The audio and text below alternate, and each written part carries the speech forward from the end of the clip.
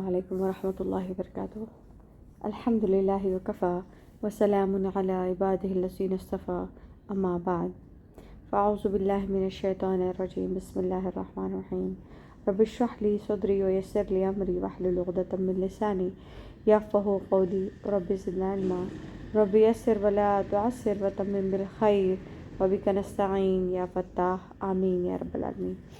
الحمدللہ عزیزی بہنیں، جیسے کہ ہم نے سورہ نساء کو سٹارٹ کیا، اس کی 2 کلاسز ہم نے دیکھی ہے، اور تیسری میں آیت نمبر 19 پر ہم نے جو ہے تو اپنے کلاس کا اختتام کیا تھا۔ آج انشاءاللہ العزیز 19 کی ہم تشریح اور تفسیر دیکھیں گے، کہ جس میں اللہ تعالیٰ فرماتے ہیں بسم اللہ الرحمن الرحیم، یا ایھا الذین آمنوا لا یحل لکم ان ترثوا النساء کرہا، کہ ایمان والو تمہیں حلال نہیں کہ تم زبردستی عورتوں کو ورثے میں لے بیٹھو، ولا تعضلوہن لتذهبوا ببعض ما آتیتموہن الا ان یاتین بفاحشۃ مبینہ، اور انہیں اس لیے روک نہ رکھو جو تم نے انہیں دے رکھا ہے، یعنی کیا، مہر کی شکل میں، اور اس میں سے کچھ لے لو۔ ہاں، اور بات ہے کہ وہ کھلی ہوئی بے حیائی اور برائی میں مبتلا ہو تو پھر اس کو مہر نہ دیا جائے۔ وعاشروہن بالمعروف، اور اس کے ساتھ اچھے طریقے سے بود و باش رکھو، اچھی طریقے سے رہو۔ فإن کرہتموہن فعسى ان تکرہوا شیئا ویجعل اللہ فیہ خیرا کثیرا۔ اللہ فرما رہے ہیں کہ اگرچہ تم انہیں ناپسند کرو، لیکن بہت ممکن ہے کہ تم ایک چیز کو برا جانو اور اللہ تعالیٰ اس میں بہت ہی بھلائی رکھے۔ انسان میں کوئی قسم کی آپ کو برائی ایک محسوس ہو کہ مجھے اس کی ایک عادت پسند نہیں ہے، لیکن اس میں اگر ہم ایک عادت دیکھتے ہیں تو اس میں 10 اچھائیاں بھی ہوتی ہے، تو اللہ تعالیٰ فرماتے ہیں کہ خیر کی طرف زیادہ غالب ہونے کی ترغیب دے رہے ہیں۔ تو صحیح بخاری میں ہے کہ حضرت ابن عباس رضی اللہ عنہ فرماتے ہیں کہ جب کوئی شخص مر جاتا ہے تو اس کے وارث اس کے عورت کے پورے حقدار سمجھے جاتے ہیں۔ اگر ان میں سے کوئی چاہتا تو اپنے نکاح میں لے لیتا، اگر وہ چاہتے تو دوسرے کسی کے نکاح میں دے دیتے، اگر چاہتے تو نکاح ہی نہ کرنے دیتے۔ عورت کے ساتھ یہ سلوک کیا جاتا۔ عورت والوں سے زیادہ حقدار اس عورت کے یہی سسرال والے گنے جاتے تھے۔ تو جاہلیت کی اس رسم کے خلاف یہ آیت نازل ہوئی ہے۔ دوسری روایت میں یہ بھی آیا ہے کہ وہ لوگ اس عورت کو مجبور کرتے کہ وہ مہر کے حق سے دستبردار ہو جائے، مہر معاف کر دے، اور یا یوں ہی وہ بے نکاحی بیٹھی رہے۔ اس کو کوئی اختیار نہیں تھا کہ اس کے شوہر کے انتقال کے بعد وہ جو ہے تو عدت ختم کر کے وہ کہیں اور نکاح کرے، بلکہ اس کو یوں ہی بیٹھی رہے، اس کو ایسے ہی چھوڑ دیا جاتا تھا۔ اور یہ بھی مروی ہے کہ اس عورت کا خاوند مرتے ہی ان میں سے کوئی آ کر اس پر اپنا کپڑا ڈال دیتا اور اس کا مختار بن جاتا، یعنی اس کے اوپر اس کی حکومت چلتی۔ روایت میں ہے کہ یہ کپڑا ڈالنے والا اسے حسین پاتا تو اپنے نکاح میں لے لیتا، اگر یہ بدصورت ہوتی تو اسے یوں ہی روک کے رکھتا یہاں تک کہ وہ مر جائے، پھر اس کے مال کا یہ وارث بن جاتا۔ کس کی وجہ سے؟ صرف ایک کپڑا ڈالنے کی وجہ سے۔ اور یہ بھی مروی ہے کہ مرنے والے کا کوئی گہرا دوست کپڑا ڈال دیتا، پھر اگر وہ عورت کچھ فدیہ دے کر یا بدلہ دے کر اسے نکاح کرنے کی اجازت دیتا، ورنہ یوں ہی وہ مر جاتی۔ اور حضرت زید بن اسلم فرماتے ہیں کہ اہل مدینہ کا یہ دستور تھا، وارث اس عورت کا بھی وارث بن جاتا تھا۔ غرض یہ لوگ عورتوں کے ساتھ بڑی بری طریقے سے پیش آتے تھے، یہاں تک کہ طلاق دیتے وقت بھی شرط لے لیتے تھے کہ جہاں میں چاہوں وہاں تیرا نکاح کر دوں، اسی طرح کے قید و بند سے آزاد کی۔ پھر یہ صورت ہوتی تھی کہ وہ عورت کچھ دے دلا کر اپنی جان چھڑاتی۔ پس اللہ تعالیٰ نے مومنوں کو اس سے منع فرمایا ہے کہ حضرت قیس بن اسلط کا انتقال ہوا تو ان کے بیٹے نے ان کی بیوی سے نکاح کرنا چاہا، جیسے کہ جاہلیت میں دستور تھا، تو اس پر یہ آیت نازل ہوئی۔ حضرت عطا فرماتے ہیں کہ کسی بچے کی سنبھال پر اسے لگا دیتے تھے، یعنی ٹیک کیئرر بنا دیتے تھے۔ حضرت مجاہد رضی اللہ عنہ فرماتے ہیں جب کوئی مر جاتا تو اس کا لڑکا اس کی بیوی کا زیادہ حقدار سمجھا جاتا، اگر چاہتا خود اپنی اور اس کی سوتیلی ماں سے نکاح کر لیتا تھا۔ اللہ اکبر کبیرہ، نعوذ باللہ من ذالک، کہ سگی ماں سے پہلے نکاح کر لیا جاتا کہ باپ کا انتقال ہو جاتا تو بیٹا سب سے بڑا جو رہتا تو وہ زیادہ حقدار ہوتا کہ اس سے اس کا نکاح ہو جاتا، اگر سوتیلی ماں ہو یا سگی ماں بھی ہو تو وہ نکاح کر لیتے تھے۔ نعوذ باللہ من ذالک، یہ حرام عمل کرتے تھے۔ اگر چاہتا تو دوسرے کے نکاح میں دے دیتا، یعنی بڑا بیٹا خود مختار بن جاتا اور یہ عورت کے ذمے جو بھی اسے ڈیسیجن لینا ہے وہ لے سکتا تھا، مثلا بھائی کے یا بھتیجے یا وہ جس کو چاہتا اس سے وہ نکاح کر دیتا یا خود اپنے نکاح میں ماں کو رکھتا تھا۔ اللہ اکبر کبیرہ۔ حضرت کرمہ کی روایت میں ہے کہ ابو قیس کی اس بیوی کا نام کبشہ تھا، اس نے اس صورت کی خبر اللہ کے نبی کو دی، نہ مجھے یہ لوگ وارثوں میں شمار کر کے میرے خاوند کا ورثہ یعنی پراپرٹی میں سے کچھ دیتے ہیں، نہ مجھے چھوڑتے ہیں کہ میں کہیں اور نکاح کر لوں۔ اس پر یہ آیت نازل ہوئی۔ ایک روایت میں ہے کہ کپڑا ڈالنے کی یہ رسم سے پہلے ہی اگر کوئی عورت بھاگ کھڑی ہو اپنے میکے آ جائے تو وہ چھوٹ جاتی تھی۔ حضرت مجاہد فرماتے کہ جو یتیم بچی اس کی ولایت میں ہوتی اسے روکے رکھتے اس امید پر کہ جب ہماری بیوی مر جائیں گی تو ہم تم سے نکاح کریں گے۔ اللہ اکبر۔ اور اپنے لڑکے سے اس کا نکاح کروا دیا کرتے تھے۔ ان سب اقوال سے معلوم ہوا کہ ان تمام صورتوں کی ممانعت یعنی منع کیا گیا ہے اس آیت میں۔ اللہ تعالیٰ نے اس آیت میں منع فرما دیا اور عورتوں کی جان اس مصیبت سے چھڑا دی۔ سبحان اللہ۔ تو سارے جو رسم جاہلیت کے جو تصور اسلام تھے تو اسلام نے ان تمام کو کیا کر دیا ہے، مٹا دیا ہے۔ سبحان اللہ سبحان اللہ۔ اور پھر اللہ تعالیٰ نے فرمایا کہ بیوی آگے کی جو آیت میں ہے کہ بیویوں کے ساتھ نیک سلوک کرو، تو فرمایا عورتوں کے ساتھ خوش اسلوبی سے رہو، اس کے ساتھ اچھا برتاؤ برتو، نرم بات کہو، نیک سلوکی کرو، اور اپنی حالت بھی اپنی طاقت کے مطابق، اپنی استطاعت کے مطابق جیسے چاہتے اسے رکھو۔ یعنی اگر آپ کی کنڈیشن اچھی ہے، آپ کی اکنامیکل کنڈیشن اچھی ہے، آپ اس کو بہترین حالت میں رکھیں، مڈل حالت میں رکھیں، لیکن بہرحال آپ جس حالت میں رہے اس حالت میں اپنی بیوی کو رکھے، یعنی اچھی طریقے سے اس کی دیکھ ریکھ کرے، اس کے نان و نفقہ اس کے اوپر خرچ کرے۔ رسول اللہ صلی اللہ علیہ وسلم فرماتے ہیں تم میں سے بہتر شخص وہ ہے جو اپنی گھر والی کے ساتھ سب سے بہترین سلوک کرنے والا ہو۔ میں اپنی بیویوں سے بہت اچھی گھرداری برتتا ہوں۔ نبی کریم صلی اللہ علیہ وسلم اپنی بیویوں کے ساتھ بہت لطف خوشی سے، نرم اخلاق، خندہ پیشانی سے پیش آتے تھے، ان کو خوش رکھتے تھے، ان سے ہنسی دل لگی کیا کرتے تھے، ان کی دل اپنی مٹھی میں رکھتے، انہیں اچھی طرح کھانے پینے کو دیتے، کشادہ دل کے ساتھ ان کے اوپر کیا کرتے تھے، خرچ کرتے تھے۔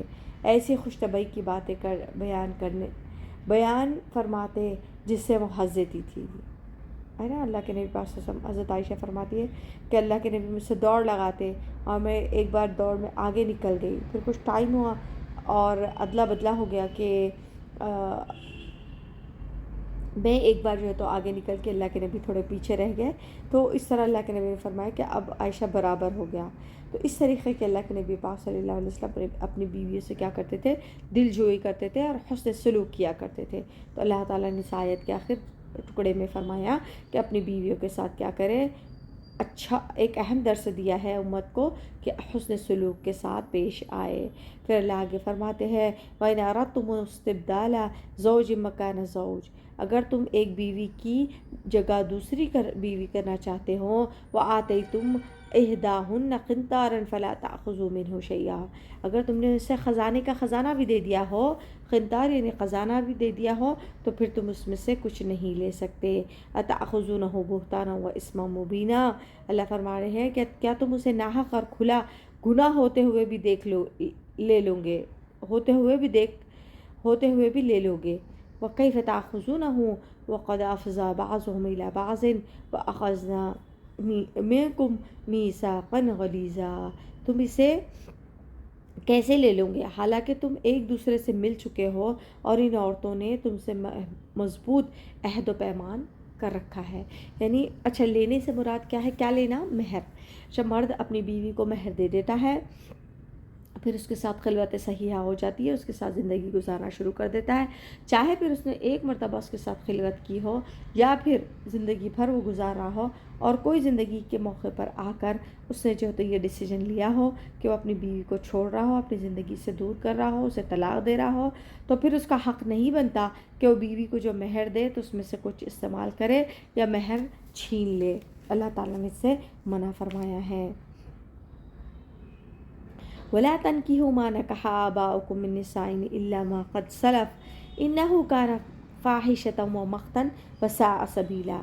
ان عورتوں سے نکاح نہ کرو جن سے تمہارے باپوں نے نکاح کیا ہے مگر جو گزر چکا، یہ بے حیائی ہے، وہ مقتا اور بغض کا سبب ہے، وساء سبیلا اور یہ بہت ہی برا راستہ ہے، سبیل ہے۔ تو کیا فرما رہے ہیں اللہ تعالیٰ کہ اگر بیوی ہے،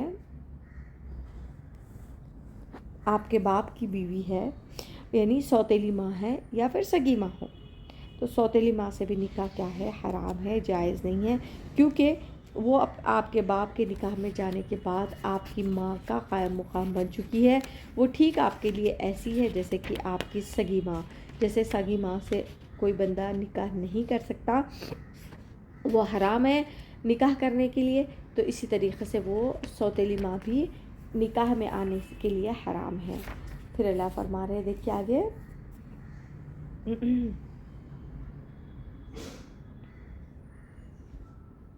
اچھا جو یہ مہر کے لیے بتایا جا رہا ہے کہ مہر واپس نہ لے، تو مہر اس حالت میں واپس نہیں لیا جا سکتا جب ایک رات گزر چکی ہو، خلوت صحیحہ یعنی انٹیمیٹ ہو چکے ہو، دونوں کی ملاقات اچھی طریقے سے ہو چکی ہے تنہائی میں، اور تو پھر جو مہر دے چکا ہے مرد، وہ مرد مہر واپس نہیں لے سکتا۔ اور اگر ایسا نکاح ہوا ہے جس میں جو تو دونوں کی ملاقات نہیں ہوئی ہے، تو پھر بندے کو وہ مہر لے سکتا ہے۔ اب یہاں سوتیلی ماں کے بارے میں بتایا جا رہا ہے کہ اللہ تعالیٰ سوتیلی ماؤں کی حرمت بیان فرماتا ہے، ان کی تعظیم اور توقیر ظاہر کرتا ہے، یہاں تک کہ باپ نے کسی عورت سے صرف نکاح کیا، ابھی وہ رخصت ہو کر بھی نہیں آئی، جو طلاق ہو گئی، تو باپ مر گیا تو بھی وہ عورت اس کے بیٹے پر حرام ہو جاتی ہے، اور اس پر تمام امت کا اجماع ہے۔ ٹھیک ہے، اب آگے دیکھیے،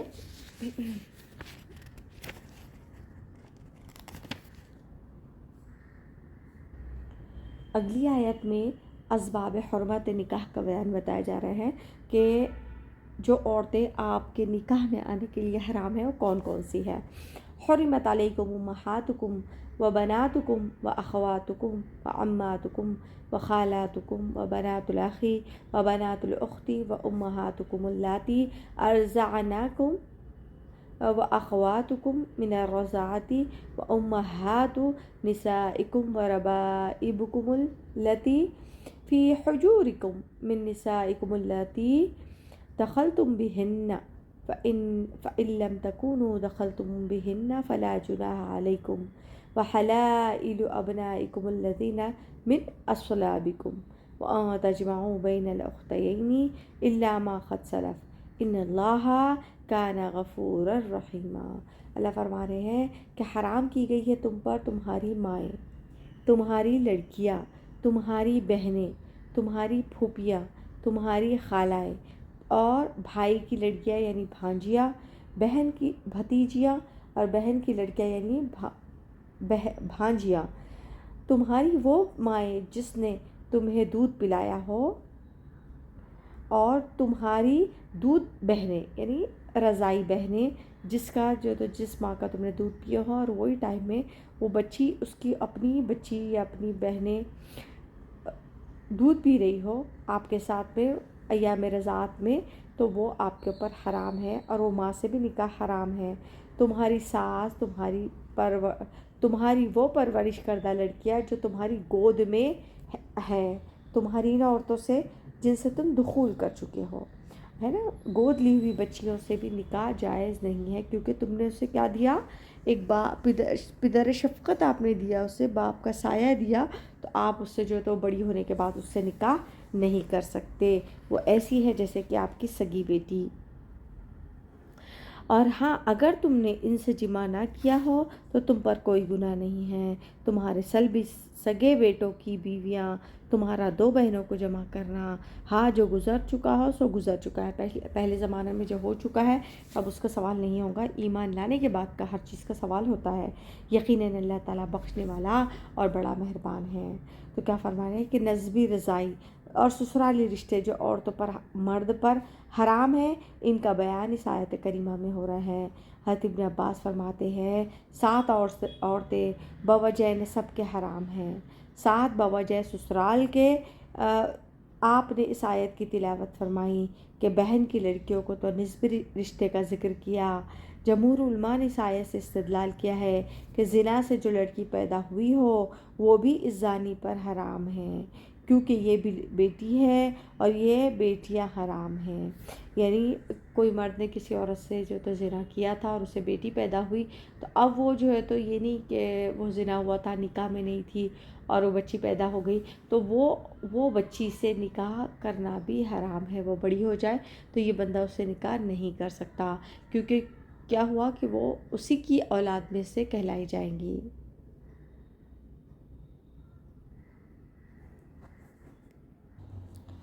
اور حرمت رضاعت میں یعنی جو رضاعت کی وجہ سے اولاد حرام ہوتی ہے، جیسے کہ دودھ شریک بہن ہو یا بھائی ہو تو ان سے نکاح کرنا حرام ہوتا ہے، تو وہ ایام رضاعت کے اندر یعنی 2 سال کے اندر اگر وہ بچہ بھی دودھ پی رہا ہو اور یہ بچی بھی دودھ پی رہی ہو تو آگے جا کر جو ہے تو یہ دونوں ایک دوسرے سے نکاح نہیں کر سکتے، کیونکہ یہ رضاعی بہن اور بھائی کے مشابہ ہو گئے ہیں۔ ہمارے یہاں پر یہ کانسیپٹ چل رہا ہے کہ جیسے بلڈ بینک کا کانسیپٹ ہے، اسی طریقے سے جو ہے تو یہ بھی چلا ہے کہ بریسٹ ملک جو ہے تو عورتیں ڈونیٹ کر رہی ہے اور اس کے بھی بینک بنے ہیں۔ تو یاد رکھیے یہ اسلام کا بہت بڑا رکن، اسلام کے بہت بڑے حکم کی پامالی ہو رہی ہے کہ یہاں سے کسی کا بھی جو تو ملک لے کر آ کر اور جو تو بچے کو پلا دیے، تو یہاں سے یہ ہوتا ہے کہ رضاعت ثابت ہو جاتی ہے۔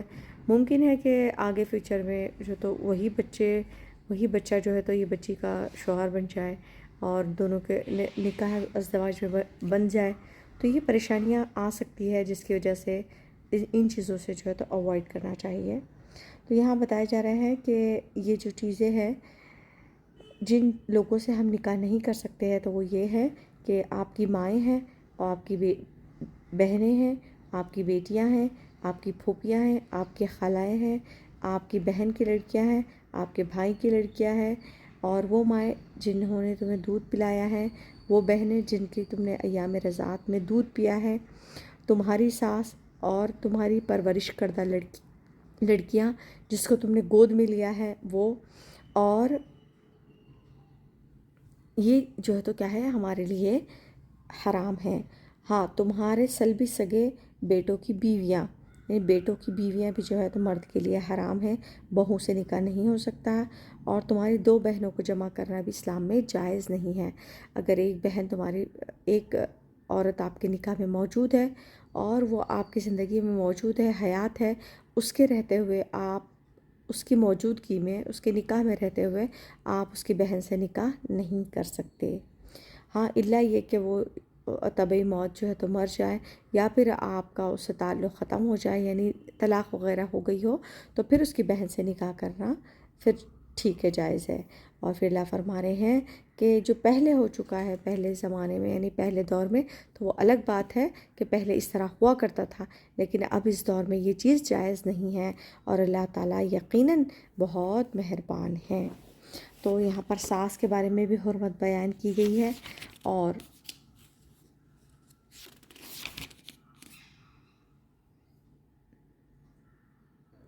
تمام ائمہ کے نزدیک یعنی تمام کا اجماع ہے کہ 2 بہنوں سے ایک ساتھ نکاح کرنا حرام ہے۔ جو شخص مسلمان ہو اور اس کے نکاح میں 2 بہنیں ہوں تو اسے اختیار دیا جائے گا کہ وہ ایک کو رکھے اور ایک کو کیا دے دے، طلاق دے دے، اور یہ اسے کرنا ہی پڑے گا۔ آج ہمارے معاشرے کو اٹھا کر دیکھے تو ایسے کئی کیسز ہے کہ بہنیں جو ہے تو 2 بہنیں ایک ساتھ نکاح میں موجود ہیں۔ اور پہلے یہ دور میں ہوا کرتا تھا کہ جیسے حضرت فیروز رضی اللہ عنہ کے بارے میں ہے کہ جب وہ مسلمان ہوا تو انہوں نے کہا کہ میرے نکاح میں 2 عورتیں تھیں اور دونوں بھی بہنیں تھیں، وہ سگی بہنیں تھیں۔ اللہ کے نبی نے فرمایا، اللہ کے نبی نے مجھے حکم دیا کہ ان میں سے ایک کو طلاق دوں اور ایک کے ساتھ نکاح کو قائم رکھوں۔ تو اس طریقے سے یہاں بتایا گیا ہے. اور اسی طریقے سے جو دودھ شریک بہن ہوتی ہے اس سے بھی نکاح جائز نہیں ہے. اور جن کو گود لیا ہو وہ گود لی ہوئی بہنیں بھی جو ہے اس سے بھی نکاح جائز نہیں ہے. اور گود لی ہوئی بیٹی اس سے بھی نکاح جائز نہیں ہے. تو یہ ہوئی تھی یہاں پر اس کی تفسیر. آگے ہے پارہ نمبر 5 انشاءاللہ العزیز. اس کو نیکسٹ کلاس میں ہم اسٹارٹ کریں گے. اللہ رب العزت ہمیں کہنے سننے سے زیادہ عام عمل کی توفیق عطا فرمائے، شریعت پر کامل اتباع ہمیں عطا فرمائے، اور اللہ رب العزت اس سے شرف قبولیت عطا فرمائے. وآخر دعوانا ان الحمد للہ رب العالمین. السلام علیکم ورحمۃ اللہ وبرکاتہ.